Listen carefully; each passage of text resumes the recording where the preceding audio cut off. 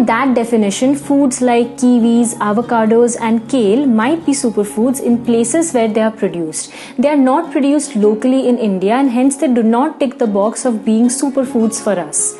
Today I am going to tell you about 5 Indian superfoods that you might not know existed. I will not be surprised if these emerge as superfoods in other countries in a few years' time. Let's start with number 5. The 5th superfood on my list is drumstick.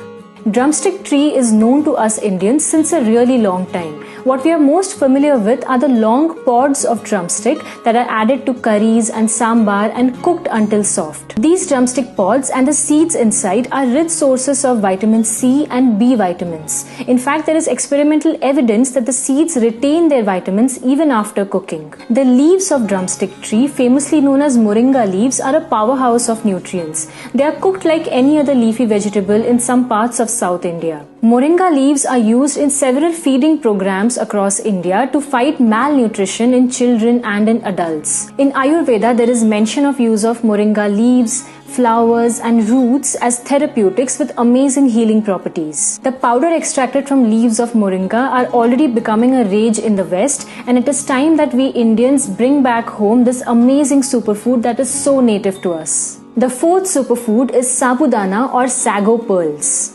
Sabudana is made from tapioca, and tapioca is the starch extracted from the roots of a plant called cassava. There are 3 things that make sabudana a superfood. The starch in sabudana is not just any starch, it's called resistant starch. Now, resistant starches do not really get digested in our small intestine.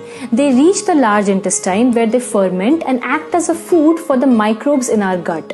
In other words, the starch in sabudana acts as a prebiotic for our body. Sabudana has zinc, which is an essential element for the good functioning of our immune system, and also it is required for good hair. Sabudana is a high energy food. So if you are someone who feels fatigued or lethargic during the day, you must make sabudana a part of your breakfast or your lunch. This is also probably the reason why sabudana is eaten during Indian fasts. Sabudana can be made into a savory breakfast item like khichdi or into a dessert item like sabudana kheer. The 3rd Indian superfood on my list is yam. Yam is basically a tuber that grows under the soil. Don't confuse yam with sweet potatoes, they are not the same thing. There are 600 different varieties of yam reported across the globe. This in the picture here is native to India, known as elephant's foot yam or jimikant. There is evidence of use of yam in Indian diet since ancient times. If you eat this superfood regularly, you will suffer from less digestive problems. It boosts metabolism in the body and therefore it is great for weight loss. Last but not the least, yams have shown to maintain and promote a good hormonal balance in our body. Yams are quite underrated at the moment, and it's only a matter of time before people wake up to the benefits of this amazing superfood.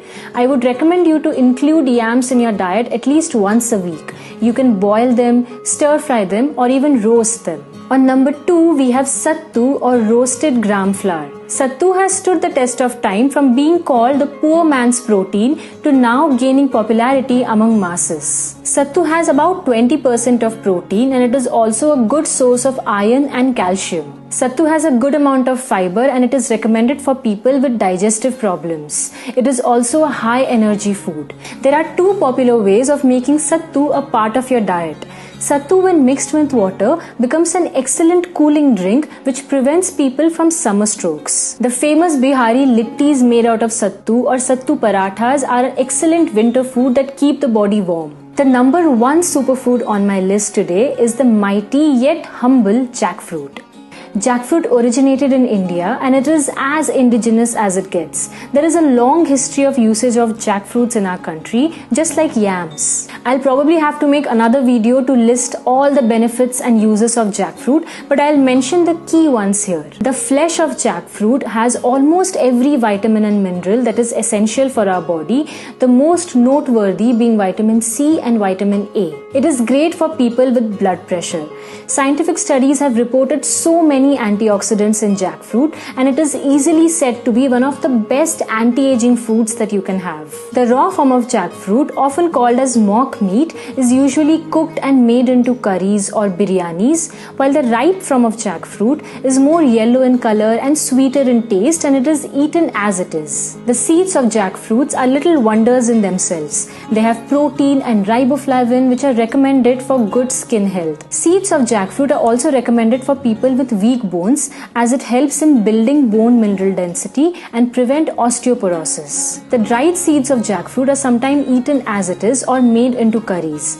All I can say is definitely make jackfruit a more integral part of your diet. These 5 superfoods are sure to bring you good health, and you should definitely make them a part of your diet more often. I